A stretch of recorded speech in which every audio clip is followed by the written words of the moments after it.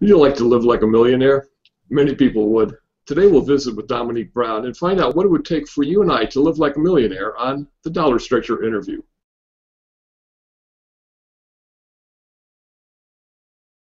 Hi, I'm Gary Foreman, editor of thedollarstructure.com. With us today is Dominique Brown. He's an author, financial planner, lifestyle coach, and real estate investor. His recent book is How to Fix Your Credit, and he blogs at yourfinancesimplified.com. Dominic, thanks for joining us today. Thank you for having me, Gary. Thank you very much.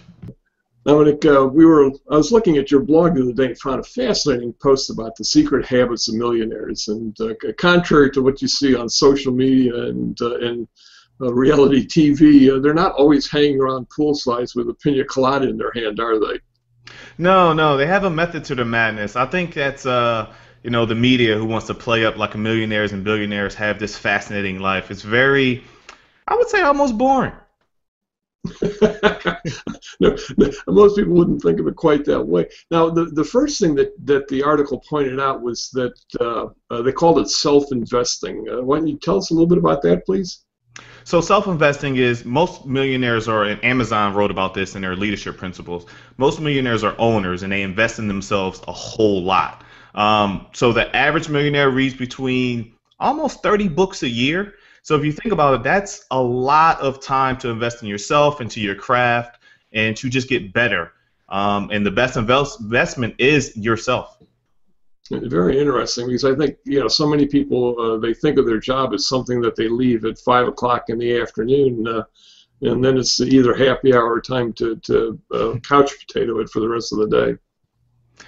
Yeah, a lot of people kind of use their 9 to 5 as the end, right? That's not the end. I think that's just the beginning, especially for a lot of millionaires. Now, the other thing that the article mentioned was that millionaires tend to be more goal-driven. Yeah, so millionaires like to use SMART goals. So SMART goal is something specific, measurable, achievable, relevant, and time-bound. So they start with the end in mind, and everything is towards that goal. So say your goal, a lot of people say, hey, I want to be rich. That's not a SMART goal. A millionaire will say, I want to make $1 million by this date, and this is how I'm going to get it done. And they leave everything else to the side. They're very focused on achieving that one objective, that one goal. One thing that I've always thought held true is that if you have solid goals, you're more willing to set aside and make smaller contributions or sacrifices to reach that goal. Absolutely, because you're focused and you set the goal because it makes you feel good to achieve it, right? So it's no different than when you say, hey, I want to lose 30 pounds. You need to start doing certain things to lose those 30 pounds. So you might give up a donut here or there. I think you can look at your finances and the other things that pull away from your goal the same way. Now, they might not be donuts. It might be cable. It might be an expensive car. But at the end of the day, achieving that goal will make you happier than those small things taken away from the goal. Yeah, I've always felt that's true. One thing that surprised me about the article was it talked about millionaires using a budget, and that you would think that as they had more money, they would be free from that. Well, it's a bigger pot. Like if you're playing Monopoly, right? To you and I, the pieces might cost $60 or $70, but their properties, their boardwalks cost $1 million. So it's the same thing. You still only have a finite number. And we just talked about being goal-driven. So you need a budget to measure your progress towards those goals, and that's what millionaires use it for. So it's not day-to-day. It's more so progress towards their goals. Now, another goal that seemed to be high on their list was building savings. Yes. Millionaires like to be financially stable, right? So in order to achieve more wealth, you want to have the stability there first. So a lot of them have saved 20% or more per year of their money to achieve their goal or to achieve opportunities that might come along. Now, the final trait that was mentioned was decisiveness. Yes. So a lot of times, most people have a good idea and they never act on it. They never. Oh, we're gonna wait for this. Most millionaires and most leaders think that they have a bias for action. So they act first because they know they can always change the result in the long run. But if you never act, you will never be able to adjust. You never be able to make mistakes and to achieve. So millionaires like to act first and then adjust accordingly instead of just waiting for the right moment and the right door to open.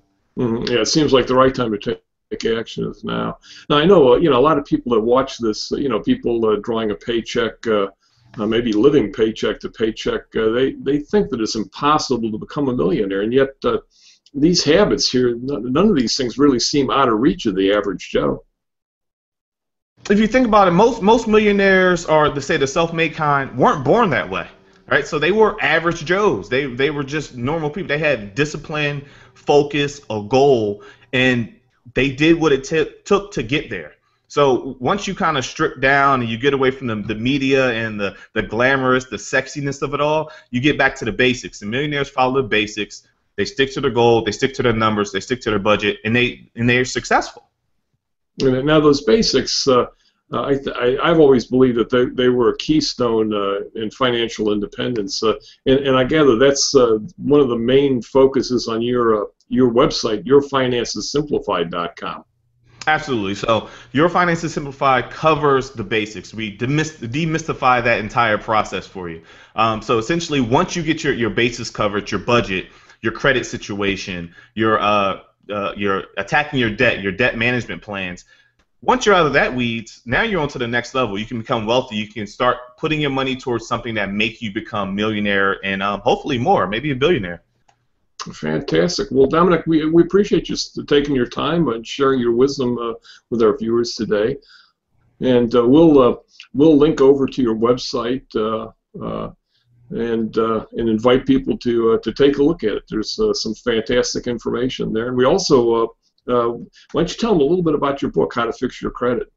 So I wrote a credit book because I literally was just tired of people asking me, how do I improve my credit score? So I put everything in there that allowed me to get an 800+ credit score. It includes step-by-step how to deal with creditors, scripts, notes, letters, anything you can use that you go from A to Z, from bad credit, repair credit, good credit, and maintaining your credit, even protecting it. You can get that from Amazon or my website, yourfinancessimplified.com. Fantastic. Well, again, Dominic, thanks very much for sharing with our audience today. No, thank you, Gary, for having me. I really appreciate it. And we thank everybody for watching us, and we invite you to follow us on all the usual social media. Visit thedollarstructure.com and subscribe to our YouTube channel. We'll look forward to seeing you again soon. Thank you. See you guys.